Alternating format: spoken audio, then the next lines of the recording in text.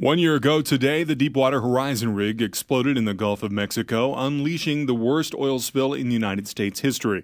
Millions of gallons, as we reported, spilled out into the open water, causing problems for homes and businesses up and down the Gulf Coast. Joining us live to talk more about this and how her state has recovered in the year that's followed is Louisiana Senator Mary Landrieu. Good morning, Senator.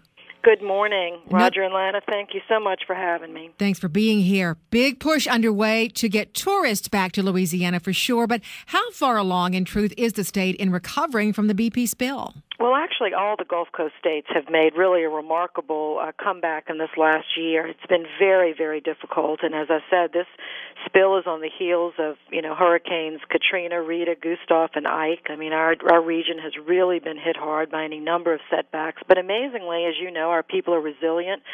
We've gotten a good bit of support from Houston, the Greater Houston Partnership, for our efforts, and I really want to thank our Houston folks. But the big focus right now, you guys, is getting that penalty money that BP is going to have to pay for the 5 million barrels of oil that was spilled, redirected to the Gulf Coast so we can invest in our states and our communities where the injury occurred. And that's what Senator Vitter and the other Gulf Coast senators and I are working on. That's so important, too. Could you tell us kind of an inside look? How responsive has BP actually been to the U.S. government and to your needs there in Louisiana?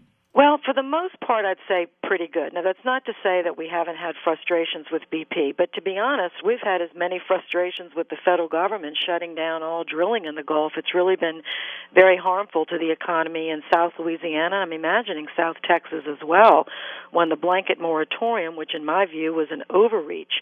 Now, permits are starting to be issued. We call it now, we're not under a moratorium, but a permitorium. We're pushing hard to get permits issued. The great news today is the waters around the wellhead were released for fishing, so all the waters in the Gulf are open. And we're hoping to have a very good summer of tourism, which is, of course, very important to South Texas and South Louisiana, as well as our other sister states along the Gulf. How optimistic are you in getting that penalty money from BP, and how would it be utilized? Well, if the folks in Houston and South Texas step up and say, absolutely, we need this done, we've got a better chance, and that's why getting this word out. It's Senate Bill 861. It's called Restore the Gulf Act. We think because the oil spilled in the Gulf of Mexico and it was our wildlife, our dolphins, our ecosystems that were damaged, that when BP pays that money, it should stay in the Gulf, setting up technology centers, research centers, cleaning up the marsh, and helping our states promote tourism and seafood, which is an important industry, as well as oil and gas.